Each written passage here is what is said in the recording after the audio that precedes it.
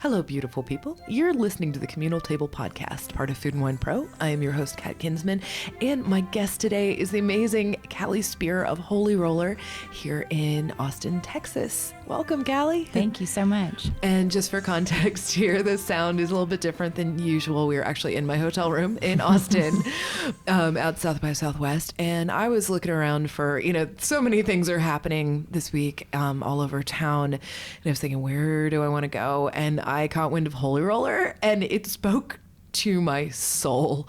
So you opened in July of 2018? July of 2017. Oh, 2017, so wow. We're coming up on 2 years now. Oh my gosh. Which feels like either 30 years or 3 months. We're not really sure. Oh my gosh. I walked in there yesterday and people had said, okay, when you walk in there, that's just Callie on the walls. You're gonna feel it. There was a slightly different art situation because if you explain the exhibit that's up right now. Oh, we're doing an Amy Winehouse Foundation exhibit. So it's all of this photography that's put up of her previous, her life before she was famous, which is super, super cool and kind of fits with our theme. So we're happy to do it for South by, but it's an unusual, installation happening right now. But there's a reason that they picked you, because there is this great rock and roll ethos to the whole place. So this is your first restaurant opening it on your own? It is. Oh, so you've worked in, give us some of your background. You've worked in restaurants. I've worked in restaurants in Austin for as long as I was old enough to work, really. I started, my dad was like, get a job, loser, when I was 15. And so, I did. And I got a job in a kitchen and at some point just sort of lost my mind and fell in love with it and never really looked back. And so I sort of worked my way up in kitchens here in town. And the last place I was before the restaurant was a hotel here called the Hotel Van Zant. And then the opportunity arose to open the restaurant. And I thought, why the hell not? Yeah. So, I mean, that you're saying it like it's just a little thing, kind of, but it wasn't. It was like crazy when it happened, actually. There are 10 gazillion moving parts to any restaurant. And so you've been working in restaurants, you had done different positions. Can you talk about preparing to open one, what you learned through that? Oh my God. I mean, I learned everything. I had worked I had kind of split my time between the savory side of the kitchen and then right before the restaurant, I had spent the majority of my time as a pastry chef. And so, man, I thought I knew everything. People were like, no, it'll be great. Let's open this place. I'm like, yeah, I somehow strangely have only done restaurant openings. So every place, wow. almost every place I've worked has been an opening. So I just thought I had it in the bag, it was going to be so easy. And as it turns out, it's just really not. And there's so many things that you don't know and you don't pay attention to when it's not, when that's not put on your list of responsibilities, that you just, there were just things that I never even knew that we needed to do, and I had certainly never, everything down to ordering ramekins for the servers, I'm like, what the hell, trying to set up a POS system and going through, right. It's like credit card processing fees. What does that even mean? Let's learn, just silly things that I had never, so I, and I still don't know everything. I feel like I spend my day to day trying to, fake it till I make it, so to speak. But it, it's coming along. That journey from chef to chef owner has got to be emotionally taxing, financially taxing, all of those things. And what was the biggest surprise in this shift that you had? Oh, I sort of had these dreams that, it's like, I'm going to have my own place and I'm going to do the food that I want to do in an environment where I want to be, around people I want to be, and I think that we really, from my vantage point, kind of crush that. I think that it is very reflective of myself, but the weird part is I don't do any of it. I don't I had this vision that I was going to get to be in a kitchen and coming up with all these amazing things and spending all of this time really cultivating those things and cultivating the people that are in the kitchen and all that. And it's just not the case. I end up being, I joke that I'm the Walmart greeter / general maintenance / just all of the things. I do all of the things that just need to get done that I didn't even really think about, that somebody actually does those things, and it would be me. So I think the biggest surprise was Britt, who was hired as our pastry chef. Talk about Britt. Britt is just incredible. And Britt is certainly one of those people that you can it's like you push her out in the middle of traffic and she's just like, it's like, okay, here you go. Like, dude, think fast. And she can. And she's like always so even keeled and so like just generally like creative and has one of these personalities that people really, really want to, you know, those people that you just like, you're around and you're like, man, I want to do really well because I like you so much or because I want to like impress you or show off in front of you. Like I think, you know, everybody at work kind of feels that way about her. And she's got this really kind of awesome mama bear quality to her that makes everybody, like Britt could say something like mean to your face and she would say it in a way that makes you think somehow it's like a compliment, you know, or still want to be her friend. And she, you know, I hired her originally. She had worked with me at the Hotel Van Zandt and she was hired to be the pastry chef, which was already really, really hard for me because I'm a pastry chef. And so it was sort of like passing off, you know, this thing that I generally put so much love into and being like, here, you take the baby and you hold the baby and care for the baby. And so it was already weird feeling. And then sort of as time went on, she kind of almost evolved into the role that I thought I would have, having never done that before in her life, having never opened a restaurant, having never, I mean, really has just surprised the pants off of me. Like she's just like has shot so far outside of like the realm of expectations. It's been like incredible to watch her really just thrive. I mean, I met her for like 20 minutes yesterday and I was thinking, I want to work with you. It was funny. We were standing outside near the dumpsters and our office. Yeah.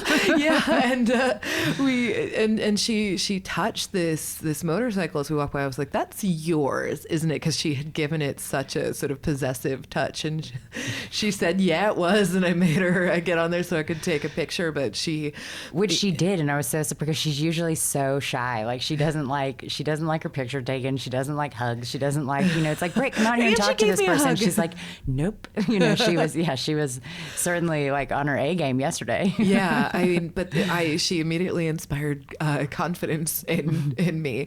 But even if somebody is incredibly competent and not just competent, but excels at their job, it's still hard to delegate to them. How did you learn that you couldn't take it all on yourself and that you had to trust other people to do it? Well, it's sort of like it just kind of happens. Like it starts to become so much and like snowball so much that, you know, there's this like, it's an interesting dynamic of being like, oh, wow, like I really, first of all, don't have the time to do all of this. Right. And so you just have to have somebody else do it. And then you spend a little bit of time trying to micromanage that and trying to breathe down their neck and see, you know, do all those dumb things that you would try to do until it's just like fruitless to really do that. And generally, I feel like people do better anyway when you're not breathing down their neck. And then some of it I just really didn't know. Like I never had worked front of the house. I think, you know, if you were to be like, I'm going to need you to wait tables today, I think I could figure it out. Right. Although they have a funny story about me trying to host one night, which was just like, that's above my pay grade. Well, I mean, like the first time somebody came in and we didn't have, you know, I had sat all the seats and then they're like, we have a, you know, very reasonable request for a party of 4. And I'm like, oh God, I don't have any tables. Like, let me go get an adult really quick. Like I got it. And they were just laughing because I'm like, I'm not qualified to do that. But there was just a lot that I didn't know that I had to hire people that did know because I just had no inkling of an idea how to run some portions of, and it's like at this point when I have so many people's jobs that depend on it, so many people's money, you know, I mean, all these things that depend on it, you can't just guess. You know, it like has to be pretty thought out. Yeah, well, I mean, a lot of that thoughtfulness comes from how you hire. I know that when I walked in there yesterday, first of all, the hostess is, you know, you're 19. My kid. Yeah, you're a kid. You're like 19-year-old kid who was on it. She was, you know, just... you know, some people have extra light in their eyes, and I walked in and there's that, and just immediately felt really, really taken care of. This doesn't happen by accident. This happens by hiring smartly for both kind of talent and emotion, as I've come to learn. And you have a mostly woman staff. Mm-hmm. Yeah. Can you talk about how you hired? Because you know, you were talking yesterday. It's a really kind of drama-free environment. For sure. Drama light. We, you know, it was sort of accidental. It was 100% accidental in the beginning when I hired, I knew I wanted Britt. The day that I even knew that I was going to even maybe possibly be opening this place, I drove down and showed the sort of like brand book to Britt and said like, this is where you're going to, was trying to like creep on her in the, the alley of the hotel, be like, come down here and let me show you in the shadows this thing we're going to be doing. So I already knew I wanted Britt. And then in the very beginning, I hired people that I felt like were really, really great for the job. And they all just happened to be women. And they all happened to be women that I had worked with in some capacity previously, had known, had trusted, had just really loved the time that I had spent with them. And so then it became this thing, of course, all of like the press starts picking it up, like all female run, this, that, and whatever, which was just sort of a happy accident. It wasn't really ever intended to be that way. It was just sort of like, well, it was kind of how it panned out. We've had a little bit of shift in management since the very beginning, as places, usually do. And so we have a new general manager. Her name is Dory, and she is just so like, so smart, but also like just calm and patient and gentle and a very good teacher and a very good educator and has this ability to be like kind and patient, but at the same time, like very like strong-willed and sort of tough as nails when she needs to be.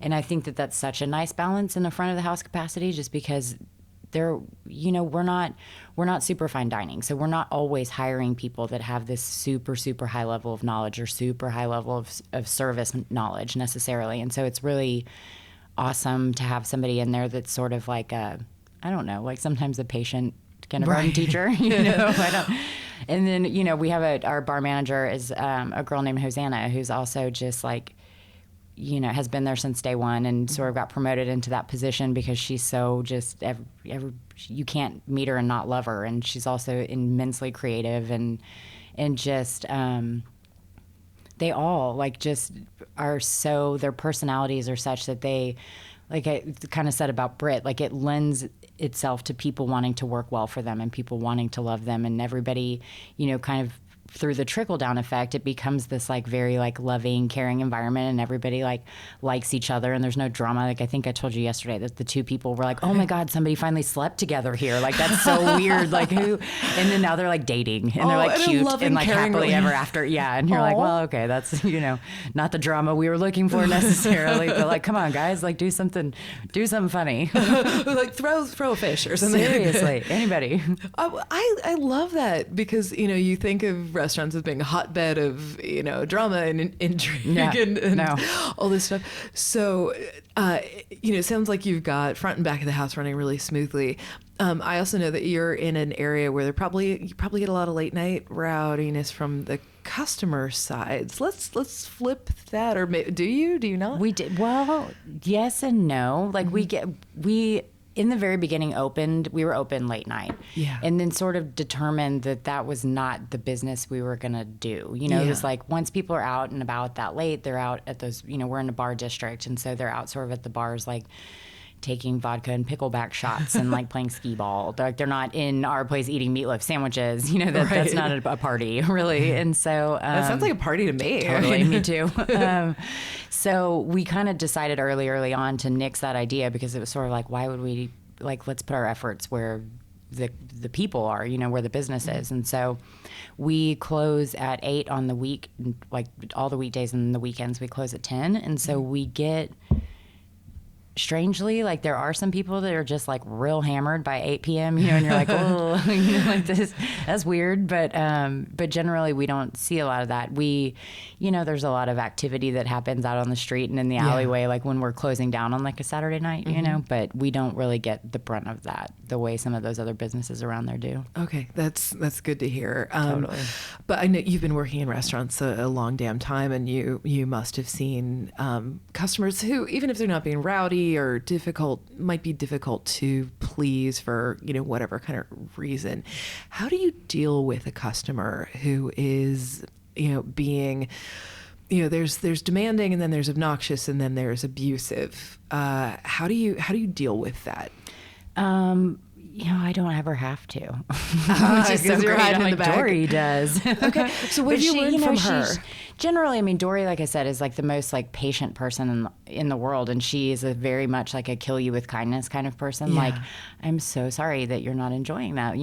What can be done to this sort of process of going through, and then when you get to the point where somebody just can't be made happy, like sometimes they can't. Yeah. And if it ever gets to the point of, I mean, there have certainly been, usually heavily intoxicated people in that building that are being, like you're saying, abusive to staff, and they've been asked in a nice way to leave. It's like at this point, like if there's nothing else we can do to help you, or if there's nothing else we can do to make you happy, then probably, the best route would be for you to not let the door hit you in the ass on the way out, kind of thing. I remember there's Justin Warner, who is fantastic. He's more sort of on TV and things like that, but he was working in restaurants when I met him, and he had gone from like a Danny Meyer restaurant where, again, there's so much there, to opening his own place called Do or Dine in Bed-Stuy, and the restaurant started to get popular, and there was a couple, I think there was a couple or table who were being super demanding, and he sort of took a page from Margaret Pierre White's cookbook, where they would just unset the table there, but he sort of combined that and like the Danny Meyer-ness of it, and said, is there anything else I can do to make you happy? And these people just were not ready to be made happy, and he said, well, we're done here. Do not let the check impede your progress. So I love that. So they're like, I say good day, sir. Like, and I said good day. Yes. Well, and he was saying, but at the same time, it was like wonderfully passive aggressive, because if she had this, it was a woman in particular who was sort of spearheading the thing, and he realized he had dealt with enough customers at that point to realize if he had let her pay, then she would be all over yelping, well, I paid this and then whatever, but if she got it for free, what can she say? Well, and sometimes people, I feel like there are just some people you're never going to make happy. Yeah. It's like they're not happy in their life generally, and the only time that they get to be sort of in charge is when they're out in a position like that to treat somebody else poorly. And, and that's disappointing to see when that happens. Yeah. Restaurant workers, I feel like, bear the brunt of a whole lot of other people's emotional baggage. Yes, they really do. But your place is set up for a fun time. I mean, I went there yesterday and I ate amazing fried turkey gizzards. It was with comeback sauce, I believe, and these what the hell's in those Brussels sprouts? We toss them with apple butter. Okay, that's so it's like apple butter, and then we put an egg on that one.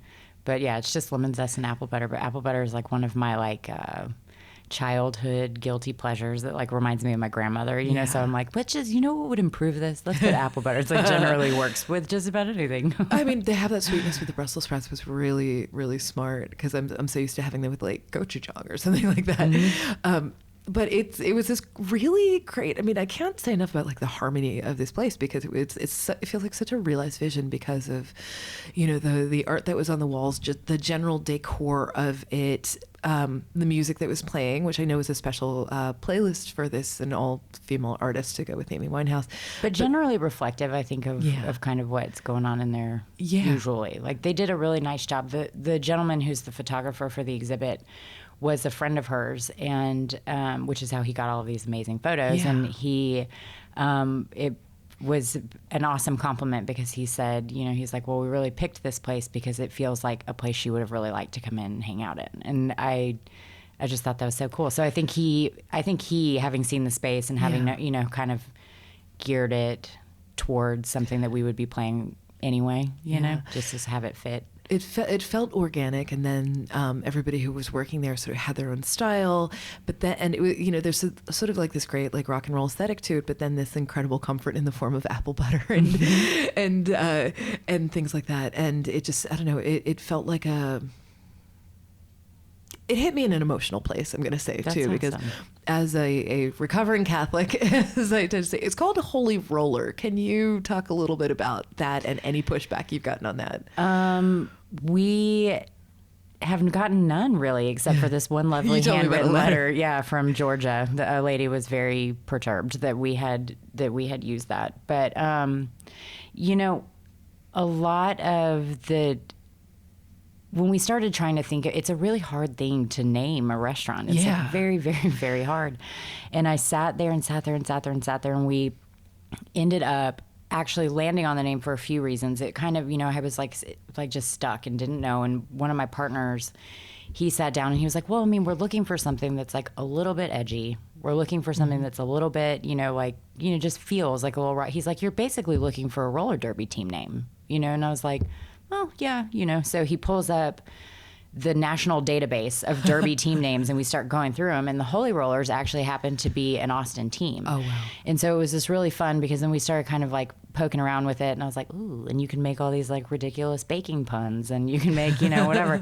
And then my grandmother is a Holy Roller. She grew up Pentecostal, Arkansas, and so it just sort of fit for a multitude of reasons. And then it was like this, okay, well, let's ask the roller derby girls if they care if we use their name. And of course, like they were just like thrilled, because now they do all of their like stuff there, and we do like derby discounts for the girls that are in roller derby, which is a really big thing here in town. Yeah. And so it's been sort of like an alternate, like fun way to be a part of the community also.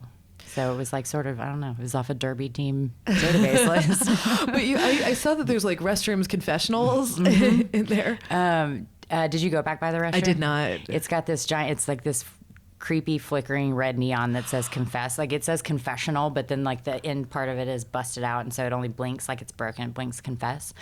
And we have a teeny tiny miniature model of a confession booth in there, so you can go and people go, and man, we get some we get some stuff that's like, oh my God, I love Austin, and you're like, that's boring. But then we get like some really like, sometimes you're like, wow, like somebody's like really like spilling their guts in your alley. Serious. I mean, we get, nothing quite that bad, but like some weird, generally pretty sexual things, like there's some funny things that go in that box. And for a while, we stopped doing it for a little bit, just to like sort of, we'll bring it back when it becomes fun again, but we would choose one a week and make a drink special, like a confession of the week special. And this one time they pulled one out of there that said, when I was younger, I used to periodically dip my sister's toothbrush in the toilet. Sorry, Callie. And it was my sister that had written a confession. I was like, what an asshole. I called her. I'm like, are you serious? She's like, yeah. I'm like, my God. Great. I was like, well, I never get sick, so thank you for that, I guess. Whoa, the immunity that you... Serious. I was like, what a jerk. So there's just some fun... there's certainly like obviously some religious undertone that goes through the restaurant, but it's really more when people ask about it. I think that generally we've not really had any pushback on it, because it's everything that we've ever done that is like affiliated with religion is based upon, it's like got the undertones of like sinning, not the religion itself. Right. Like there's not a whole lot of like super religious iconography in there. There's not a lot, we do have the confession booth, but that's about like confess your sins. And we used to do for like brunch this big 7 deadly sins, where we would do like a brunch spread based upon each of like the sins, which was really fun. And so it's really more about like just sort of like the, I don't know, being bad portion of it than it is like about the religion itself. That makes sense to me, because, again, like Catholicism weighed very, very heavily on the, first big chunk of my life. So, anything that I can do that has more comfort with it, sort of flipping it on its head, like feels really good to me. Yeah. So, I don't love to ask a whole lot of gendered questions, but I think this is pretty relevant, and I think important for people to hear.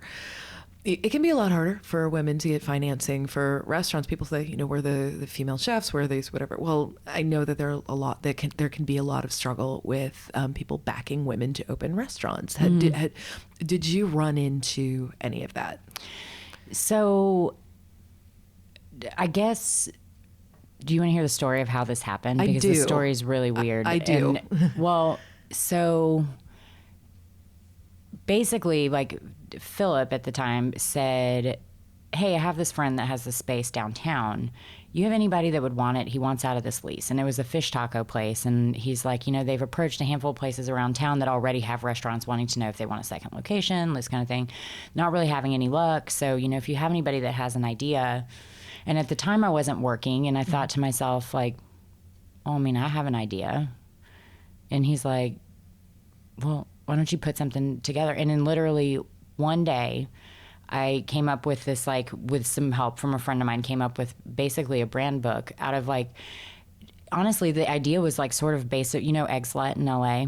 Yeah. Like I loved that they did like just this sort of like breakfast sandwich thing and had like a very small, like there were a lot of things about just that concept in general that I really liked. And I said, cool. Well, give me a second. And the very next day we put together some like rough financials. And the very next day I went down and met this guy who owned the fish taco place. And he also had his partners. They have a couple of other businesses together, and they were essentially going to be the money people, but they had some interest in putting something in that space that was going to be good for, they opened another bar down there, but they're also working on a kind of boutique hotel in that area. And so they were really like had some vested interest in like turning this neighborhood into like to make it a little cooler and not make it be just this like sort of bar district any longer. And I had never met them, never thought of this idea in entirety, you know what I mean? Never had written a menu for it, and so I did in a day, and then took it in there and showed it to him, and was obviously like so nervous because I don't even know how to pitch, like how you pitch something to somebody. I'd never done that, and did, and they said, okay. And I was like, okay. You're like, what do you mean? What do you mean? Okay. Like, what does that mean? Does okay mean like maybe? Does okay mean like, we'll talk about it later?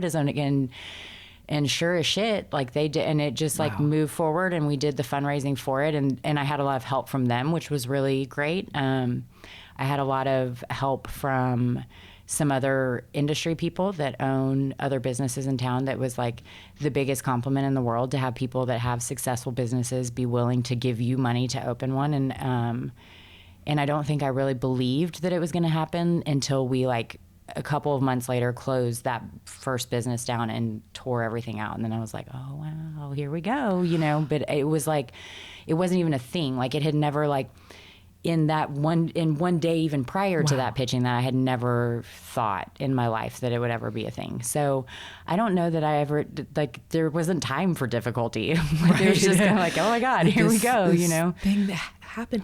And if you're comfortable, can you talk about where you were in your life at that time? Sure. I had just gotten out of a rehab facility. I had spent a month there. And I mean, I think, you know, I got out of there in like mid-August, and this was like the very beginning of September that this happened. So it had been like a couple weeks of me like, you know, generally having that sort of like internal crisis of like, man, I'd hated my job. You know, I mean, there were a whole lot of other things that it was like, there's no way I'm going to go back to working there because I hated it. And I did, you know, and I was really trying to make all of these positive changes in my life, and, you know, was sort of having this internal struggle of like, what am I going to do? You know, but and it hadn't been enough time yet to even have like really started worrying about that. You know, it was like just that few weeks of going like, shit, like, okay, well, I'm not going back there. I already know that.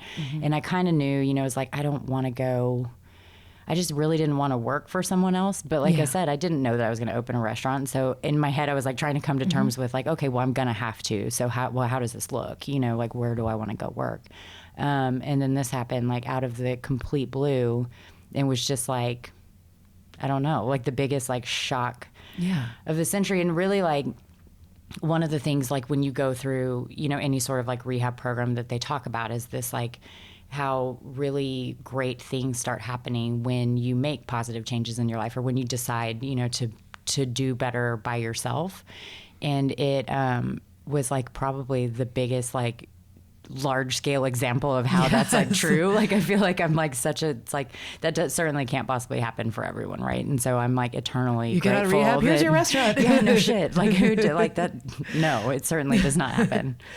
But it was you know, obviously I think a giant facilitator in how, you know, I've managed to stay happy and positive and sober, and, you know, all of those good things that come along with it. So I know that opening a restaurant, no matter what your particular emotional and mental state, can be one of the biggest, most stressful things a person can do. How did you, so if you're newly sort of taking care of yourself in a different kind of way, how did you stay healthy while you know, having this tremendous stress and having kind of a new, you know, if you hadn't been out that long, maybe new patterns hadn't formed yet, new habits and things. How did you manage that, staying well during that? Oh, I mean, it looked different days. Like there were, you know, certainly in the very beginning, I think I've talked about my one of my partners, Brandon. He owns a handful of pizza places in town called Via 313.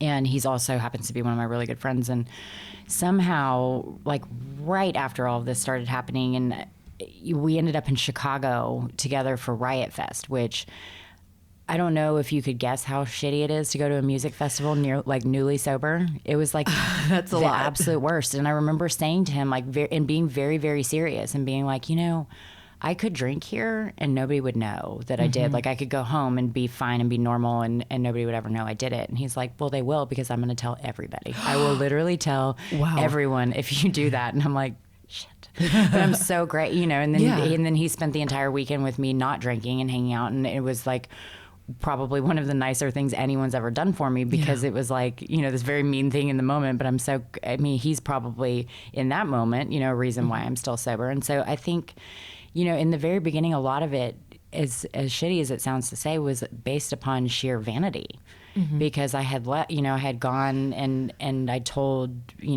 everyone knew, that I had left to go do that. And so, especially because, I was working at the hotel and it was such a big place, and like, there's no way you keep secrets in a place like that. And so everybody knew, and I was like, man, there's just no way. Like, I'm going to have left, and have a career the way I have it. And like, so many people know me, and so many, and then I'm going to come back and start drinking again. Like, there's just no way. Yeah. And so I think that, like I said, sheer vanity saved my life for a little while. And then it did, and then it just felt good. It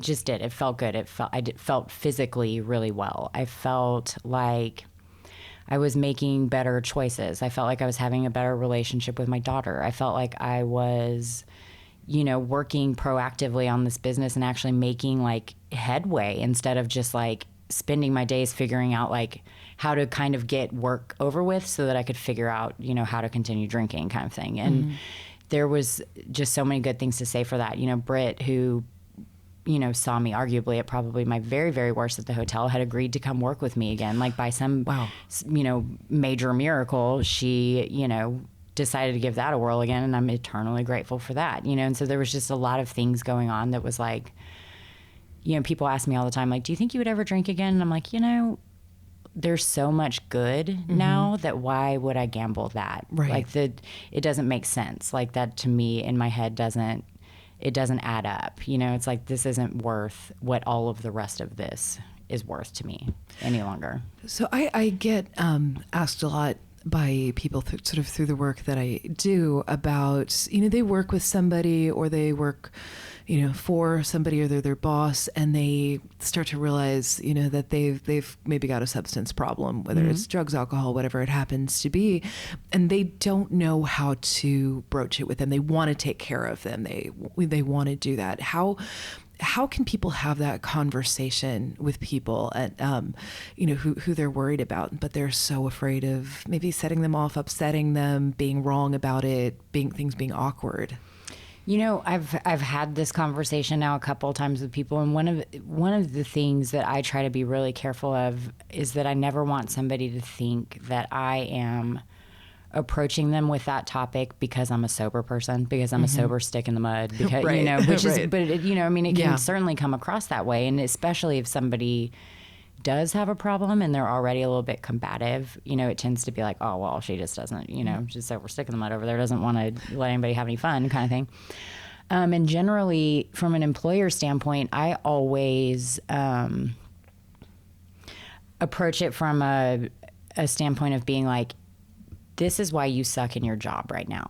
Like, I'm going to tell you right now, this A, B, C, D is not working for you. Like, this is what I'm noticing. These are the things that are not getting done. These are the things that are not, I don't, maybe I do know a lot about their personal life. Maybe I don't, but it's like, these are the things I'm noticing that are kind of falling, that might be causing you to do a shitty job at work, but your shitty job at work isn't working for me, kind of thing.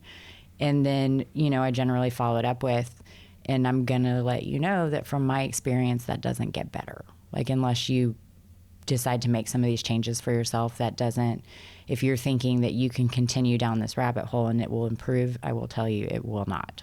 And then I just, sort of leave it at that, because the other thing about it is that nobody goes and fixes it like, you can't make them do that. Right. In no capacity. Nobody in this entire world has ever been forced into being sober, So,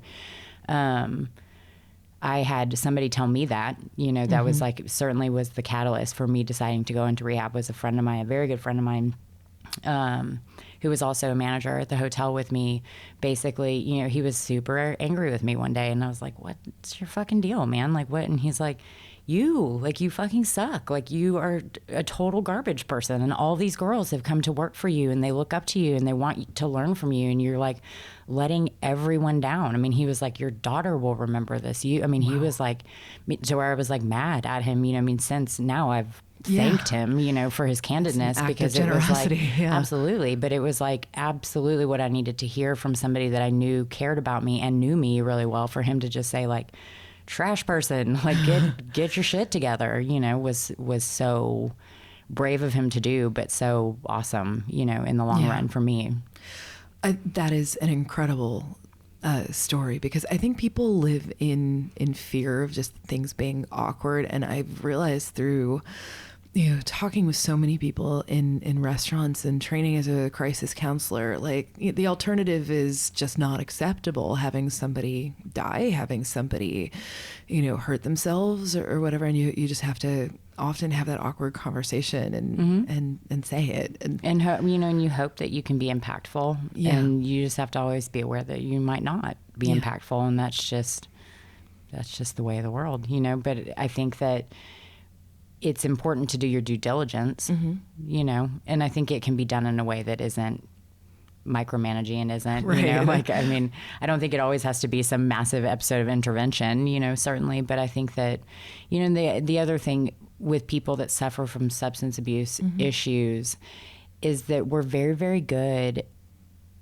at believing that we're hiding it well. Yeah. Same with mental health issues. Totally. Like, you really think, like, man, like, nobody knows this shit. Like, and you're like, and outwardly everyone is like, oh my God, like, what is happening? This is a total train wreck, And so it's like, almost like I said, out of like for sheer vanity's purposes, it's good sometimes to be like, I see you, like, I know what you're doing, so that people don't continue thinking, that's part of it, is that you think forever that you're just getting away with it, kind of.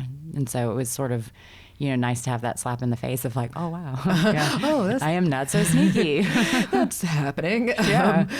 No, I don't have that particular thing with substance, but with mental health issues, when somebody who knows me really well can be like, you're not doing okay. And it's really an act of kindness. I have a dear friend who we sort of developed this language around.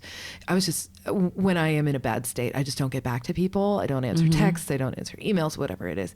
And and he's been through a fair amount of this stuff on his end too. And he's sober now. And he developed a thing. He's like, he's like, I know you're at the bottom of the well.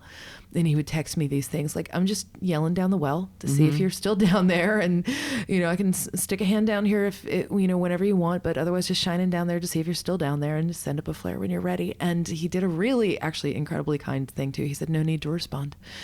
And that's really generous, just knowing, even if you're not ready to take up the help from somebody else. Like, knowing it's there. Yeah. Or just feeling that connection with somebody, period, I think is like such a great starting point. Yeah. I mean, somebody saying like, I see you and it's okay. And, you can't be better for anybody else. You can't improve that. Like, all of a sudden, snap out of it, get undepressed or whatever, because it's somebody else. It is hard, and it's hard to ask for help too. And I'm going to just, as people who listen to this podcast know, I like to shout at this number for crisis text line. It's 741-741. If you have a business, put it up on the wall where people, in the kitchen or locker room or wherever people happen to be. It's free. It's 24/7. It's volunteer staffed, and they're there to help you. You text if you're in a crisis, and it's a really good, quiet thing that people can do. It's awesome. I think it's a really nice thing. So you seem to be so attuned with your staff, and know how to address problems and stuff. What do you do to take care of them? One of the things that was really important to me, just sort of from inception, when we had, like I said, Britt and I had come from, a place where neither one of us were super happy. There was a lot of, this sort of like feeling of like, man, I'm working 90 hours a week for people that don't give a shit at the end of the day, Right. which I'm not even particularly saying it's just those people. I mean, I think that can be jobs in general. And I really, really didn't want, like, I didn't want for myself ever to do that again. Yeah. I wanted to be able to, like, go to work, not have to fret about it, go, you know, and have like normal life stuff, be able to hang out with my kid, be able to, you know, whatever self-care looks like for people, you know, wanted to be able to do those things. And then that moment was like, I have no idea what those things are, but Right. you know, It's hard to figure I would like to be able to do them, you know, when the time comes. And I really wanted that for everybody else too. It was really important for me, you know, for people to be able to have relationships, for people to be able to have time with their kids, for people to be able, like, I don't like anybody in there to have to work more than 40, 50 hours a week. Like, it's just not, that's not good for anyone. It's not good for their own mental health. It's not good for their relationships. It's not good for their desire to be in that building. It's not good for creativity. It's not, you know, it's like when you're just getting beat down every day, there's no, like, why, that's not fun, you know, and sort of part of what is really cool about Holy Roller is the fun, you know, is like sort of that, like, you know, element of being, you know, of being surprised a little bit, or element of like the fun things on the menu, or the fun, you know, just the quirky additions we have here and there. And they can't bring that to the table if they're just there, like, working their life away, you know. And so I think one of the biggest things we try to do is we really, really try not to overwork everybody, and really try to be cognizant of things going on in people's lives, and cognizant of things, you know, just how to be helpful to everybody and how to listen, and how, you know, and it's like become this sort of like, I don't know, like babysitters club, like, like all the girls that sit up there, and like everybody knows what everybody's been doing, and everybody knows like anybody's like boyfriend drama, and everybody, you know. And I think Britt told you yesterday, like, there's not, like, we come into that building and are like genuinely really happy to see the people that are there. You, like, they go out of town, you miss them, you know, you want them to come home, and, you know, it's just, I think that just sort of by nature of me kind of trying to improve myself and trying to have these like qualities in my life, that I've sort of mapped it out to where it's that way for everyone in that building, which is really cool, which I think is also sort of why we don't have the drama, and why we don't have, like, we haven't tended to attract people that would bring that with them, if that makes sense. I think baking it in from the get-go is really, really important. So we had talked, you had said something about Tuesday sucked. Can you explain that story? Tuesday sucked. Which story? You had been telling me about somebody you were stressing about. Yeah. Yes, I can. We, you know, in the very beginning, like I said, I had no idea what I was doing, you know, like, certainly, you know, was like trying every day to like look very much like I knew what I was doing. And, you know, obviously in some capacities I didn't go in there completely blind, but there were a lot of things that I really didn't. And you know, there's a lot of stress, I feel like, that comes along with that especially when you're working with other people's money, when you're managing an entire staff and you're trying to make sure that their livelihood stays intact and their well-being is, you know, being looked after. And you know, you get into these like it's almost like these routines of trying to be like, okay, well, we aren't busy during this portion of the day, so could we do a happy hour? Could we do this? Could we do some sort of like fun special on Tuesdays? Could we do, you know, and it's just like you sort of like get in this like hamster wheel of like trying to, when the ultimate like thing that happens is that people just end up coming. Like we end, you know, now we're fine, you know, but like you don't want to have that patience of like, sometimes it takes a while to build business. Sometimes it takes a while, and especially in a neighborhood where we rely very heavily on regulars because we're downtown, like amongst people that work down there, you know. And so it just took some time to cultivate those relationships, to make people come back, you know, like wanting to pay attention to like the little things we could do to make people feel welcome and like they wanted to come back. But in the beginning, you know, I would do this routine, like Brandon, who I've talked about from Via 313, we'd talk about it, and he'd be like, man, Tuesday sucked, you know, if we didn't do very much business. And I would say, well, you know, I think Tuesday, I don't know, like it seemed like maybe there was like traffic more than usual on the street, or like there weren't as many people in town, like come up with whatever dumb ass like excuses that made no sense, like just really trying to reason it away in my head, but then also trying to make him feel like, no, it'll be fine, you know, like sweeping it under the rug and like let's hope it gets better kind of thing. And he's like, dude, just say Tuesday sucks. Like, it's okay. Like, you don't have to, like, sometimes Tuesdays suck. Like, it's fine. Like, just, and it was such a nice, like, it was just such a nice thing for him to say, because he's right. You know what I mean? Like, Tuesdays sometimes suck. Like, that's cool. Like, it doesn't have to be that you held your mouth wrong or didn't hop up and down one bed or whatever the hell, you know? It's just good. You know, and then but it was also, you know, kind of went hand in hand with that thought of, like, don't do some stupid happy hour. Like, don't undervalue or, like, discount yourself based upon trying to drag people in the door. Like, they're gonna come eventually. Just be patient. Like, learn to take care of the people that are there now. Learn to take care of, like, you know, make all of your systems so super tight that by the time, like, business does increase, then you already have these systems in place. It's like sort of like tending, you know, it's like just tending to what you have in hopes that there's more, because generally that makes more come, like, when you take care of what's there. And you know, what's weird is he was right. I think I like this guy. Yeah, no, I mean, he's incredible. He's been a really, I guess, like a Zen force, you know, behind, which I think that what's funny is he would probably never agree. He'd always be like, I think you're going to think I'm a pain in the ass to work with. I'm like, no way. Like, he's so great. And he really, like, has helped put into perspective a lot that, like, shit's not always the end of the world. That, like, let's just deal with what we have and move on. Tuesdays suck.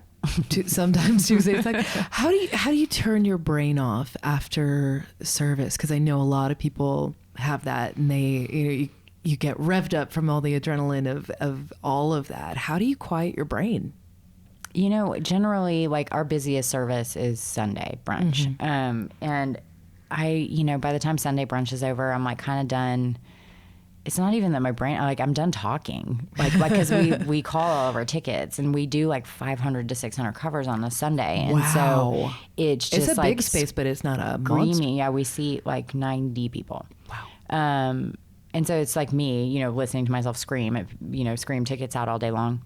And it's, I get to the point where I'm just like, I can't, like, I'm going to go sit in a hole by myself and be quiet, because it's, like, hurts to talk. But also, and I'm, like, old, you know, like, I feel like there's this, like, moment where you're like, man, I used to be able to do this, like, really, really easily. And, like, now you're just like, everything hurts. My shoulder hurts worse after Sundays. Like, you know, it's just, and then I have, you know, my 10-year-old who just, man, they don't ever stop talking at that age, you know? And so then I'll have her that evening, and it's just like, and here we go. Like, so there's not really that turn off moment, but it's also delightful, you know, it's to see, it's a different kind of, like, busy that your brain is in that moment. Do you have a physical practice you engage in? I should, but I don't. I know, I do. Like, I should. I wish I could be like, man, I do. Yeah, no, I don't. Because I keep talking to, well, it's a funny thing. I keep talking to chefs who have gotten sober, but they've turned that sort of obsessive thing into like a physical sport or something. Yeah, like Philip. I mean, I think you spoke with Philip yesterday, I'm sure, about how he became obsessive about running. Yeah. Or I don't know if he spoke about any of that at all, but we talked about that, he certainly took. Oh, he did. Yeah, actually.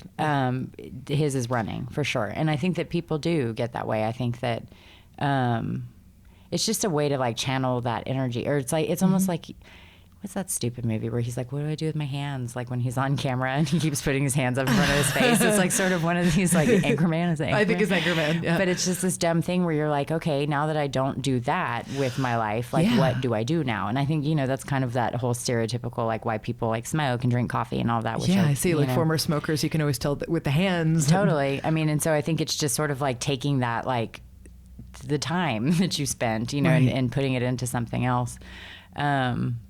And I'm not really sure what mine is. I mean, I think probably the restaurant is what it is. And what's, you know, unusual, I think the conversation always, you know, I know with people a lot of times is like, you know, that it's unhealthy to be, you know, constantly working or constantly this or constantly.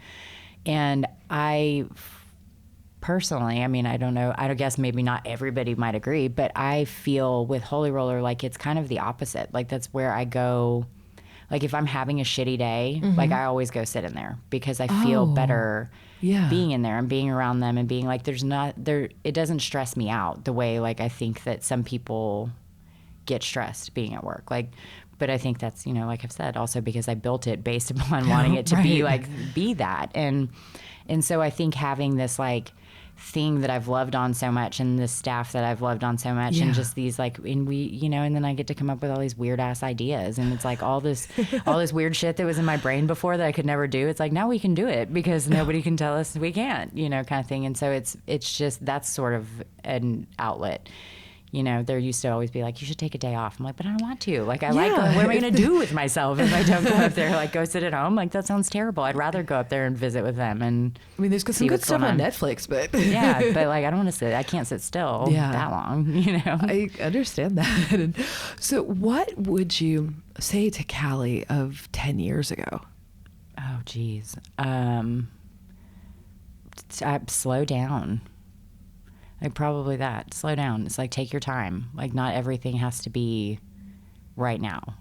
Yeah. I mean, I think that it's interesting learning patience, and we live in an immediate gratification society. Totally. And I still don't have a lot of it. You know, I try more and more these days to have, a lot more patience. But I think that for me specifically, but I think for a lot of young people, it's like, you don't have to go from point A to point Z right now. Yeah. Like, it can be like, waiting is fine. Take your time. Do it right. Do it, you know, make it nice, you know, whatever. Right. It's just sort of like, don't, you know, slow down. Yeah. Yeah.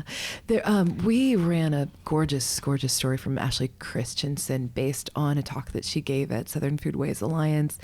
And a lot of the theme of it was redefining what success looks like, because she had gone to a pretty dark place because she opened up a very successful restaurant and then thought, I have to keep opening them. And to her at that time, multiple places meant that's what success looked like. And then she had to stop and have a hard look at herself and say, like, what does success mean? And talking about redefining what that means for the industry. Does it mean a gazillion holy rollers all over the place, or does it? Yeah. What does that mean? What does success mean to you?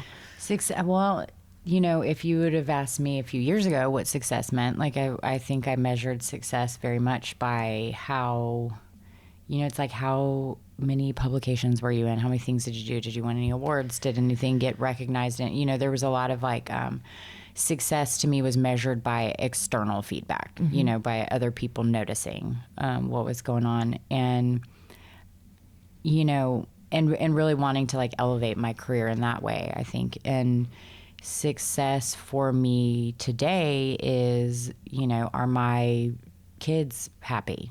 Are they healthy? You know, am I spending time with them? Am I getting to, you know, is everybody that works for me taken care of? Like, are they happy? Is anybody having a bad day? Like, you know, and it's like, if we can come out of, you know, on the other side of that day and say, like, man, like, we did the absolute best we can do today. Everybody's good. We helped this person. They were having a shit day and they feel better now. Like, I got to spend time with my kid. Like, all of those, like, that to me is success.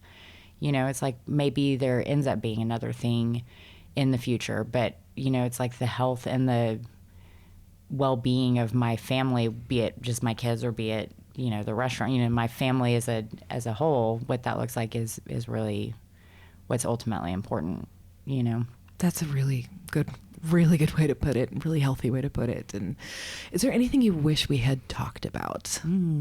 I steal this from Jonathan Van Ness, whose podcast I'm obsessed with. And he always says, like, you know, you get to the end of yoga class, you wonder, like, you know, should we have done more shoulder stands or something? No, I don't. I mean, I think we touched on everything pretty well. So I'm going to ask you a few questions then. Okay. This is, you know, I always invoke Oprah at this point because I think she sort of talked about the secret, which may or may not be bullshit. But I believe in saying things out loud so other people can hear you and help you. What is the thing that you want for yourself? What is the selfish thing that you want that you can speak aloud that someone can help you get? I would like to be in generally better physical health for myself. Like, I wish, like, I could be a fit person, which I'm not. I mean, and that's like, you can like see me, like, I'm a very small, like, petite person, but I think generally putting myself in better, you know, having a better diet, that's been one thing that I've been looking into, like getting somebody like a nutritionist that can help. 'Cause there's a lot of times in, you know, my day where it's like, well, I forgot to eat something, or I ate like shit, or I, you know, like, I think that having somebody help me put those, like, habits into better practice would be awesome. I always tell people who sort of want something like that or want a therapist or something, one of your regulars is definitely a nutritionist or a therapist. Or Sure. Figure out who that person is and feed them sometimes. Yes, exactly. I will trade you for you to make me a meal plan. They're like, what? Like, can you imagine what that would look like? Oh my God. It's so funny. How many like, gizzards me are on feed that? you? You feed me? The thing is, like, I actually have a nutritionist because I have a lot of gut issues, and she loves food, which is really an amazing thing. Yeah, So, that's cool. Yeah, it really helps to have that. But so, universe, if you're listening, Yes. get Callie a wonderful nutritionist. Make me not eat like a trash person. Or sometimes. Yeah, exactly. So I've got 5 sort of speed round questions. What is your comfort food? Ooh, pancakes. Tell me about your pancakes. You have them on the menu. I do, and I eat them every day. Like, in fact, they're like, is something the matter if I don't eat them? They think something that I'm like ill. We do yellow cake batter pancakes, which kind of came from, so it's like a hybrid sort of, and it's certainly more of it's like a fluffier pancake, but it's got the flavors of like a yellow box cake mix, which came from, I went briefly to college in Fort Worth, and there was a little deli that did breakfast, and they did yellow cake they would literally use box mix and make pancakes out of it. And I remember like even at like, I guess it was probably 17 or 18, but even then was like, holy shit. Like, I've thought about it ever since then, and the place I'm sure isn't around anymore. But so, I mean, that was like the first thing. I'm like, well, we're doing yellow cake pancakes. This is going to be great, you know. And so we do sort of our version of that. And you can get it with chicken, I believe. Yeah, chicken or soft serve or banana pudding. It's pretty exciting. I was staring at that yesterday. Wow. What is the last meal that you had that made you emotional? Ooh, that's a hard one. Can we come back? Can we do it? Yeah. At the end, can I think about it for a minute? Yeah. So what is the last meal that somebody cooked for you in their home? Man, nobody ever cooks for me in their home. See, this is why I ask this. No, I know. Nobody ever, and when they do, it's always like, I'm so sorry that this isn't it's probably not as good as you would make it there. And I'm like, stop. Like, I do, like I said, I eat trash. Like, I'm like, the last meal that somebody cooked in their home. I went over just recently to a friend of mine, his family's house for a party, and they were doing like almost sort of a do-it-yourself pizza deal, where they like did the doughs, and it was like super cute because all the kids would like get to do them. And my friend made a calzone, and I ate the calzone, so I'll count that as the last meal that was cooked in somebody's home for me. That's really lovely. Have you remembered what the emotional meal was? And it could be good or bad emotion. It could be just a feeling, a memory.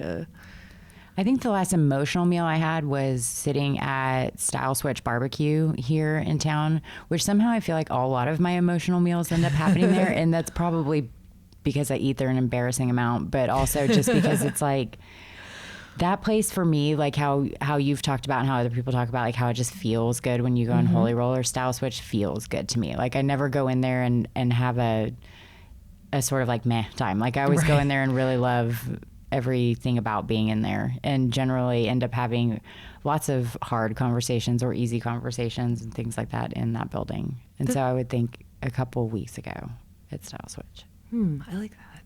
I need to seek that out while I'm in town. It's cool. It's real cute. There's another one that this isn't asking the universe, just in case this person is listening. What living musician would you want to cook for, and what would you make for them?